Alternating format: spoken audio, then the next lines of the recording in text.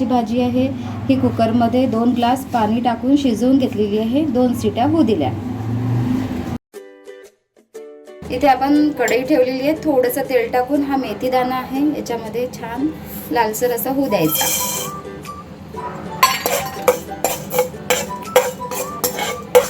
हे बघा, हे किती छान लालसर अशी मेथी झालेली आहे. ती काढून घ्यायची, मिक्सरच्या पॉटमधनं बारीक करायची. त्याचबरोबर आपण हे धणे पण करून घेणार आहोत.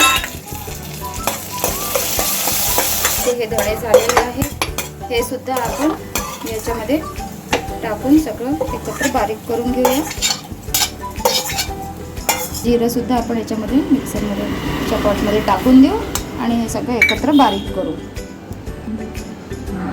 हे बघा, हे छान बारीक झालेलं आहे आणि हे आता आपण या सारणमध्ये घालू. अंबाडीच्या या सारणामध्ये घालून टाकू. सगळं टाकायचं.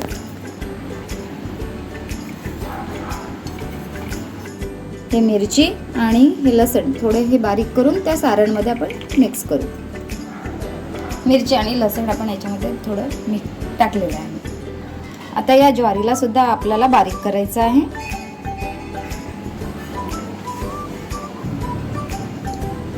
हे ज्वारी छान बारीक झालेली आहे, ती पण या सारणमध्ये आपण टाकून देणार आहोत. थोडंसं मीठ टाकून देऊ. जेव्हा आपण भाजी फोडणी घालतो तेव्हा नंतर आपल्या चवीनुसार टाकायचं. ठीक. आता बघा, या कुकरमध्ये सगळी भाजी टाकलेली आहे. सगळं सारण त्याच्यात घातलं आणि यामध्ये 2 ग्लास पाणी टाकायचं आहे आपल्याला आणि होऊ द्यायचं. एखादी सिटी होऊ द्यायची, बस. आता आपला तो कुकर झालेला आहे भाजीचा.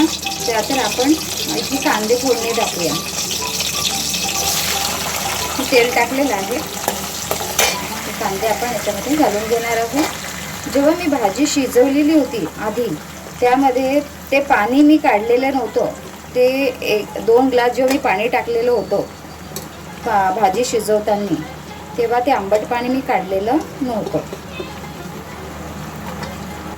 इथे हे कांदे वगैरे टाकलेले आहे. याला छान होऊ द्यायचं आहे आपल्याला.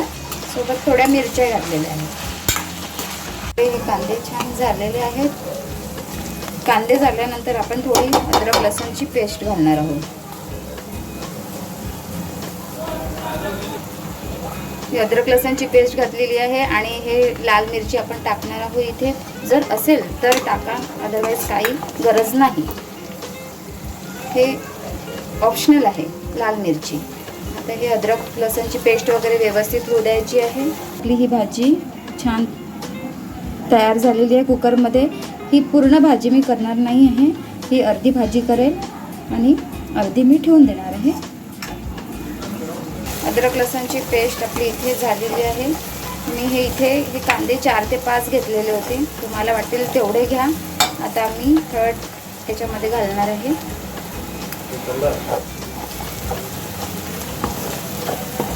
आणि याच्यामध्ये तिखट घालून घेणार आहे. तर मी आधी याच्यामध्ये मिरची घातलेले होते आणि ही जी साखर होती 4 चमचे मी ही पण घालणार आहे. चवीनुसार साखर तुम्ही याच्यामध्ये टाकू शकता. ही बघा, ही भाजी मी याच्यामध्ये घातलेली आहे आणि चवीनुसार याच्यामध्ये मीठ टाकायचं आहे.